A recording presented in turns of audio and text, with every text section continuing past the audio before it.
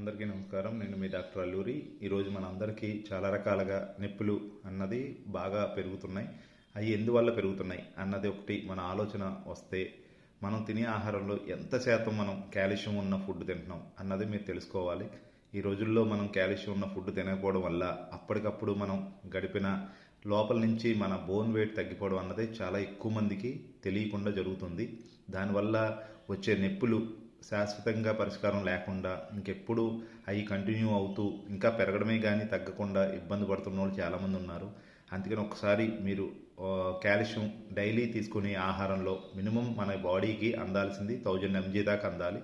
కానీ మనం డైలీ తినే ఆహారంలో మ్యాక్సిమం 200 లేదా 300 mg మించి ఎవరికి అందట్లేదు. అందుకే ఈ నొప్పులు అన్నది పెరగడమే కానీ తగ్గడం అన్నది ఎవరికి సహజంగా జరగట్లేదు. అందుకని మీరు అందరూ కూడా ఎక్కువ శాతం కాల్షియం ప్రాపర్గా ఉన్న ఆహారాన్ని ఎక్కువ తీసుకోవడానికి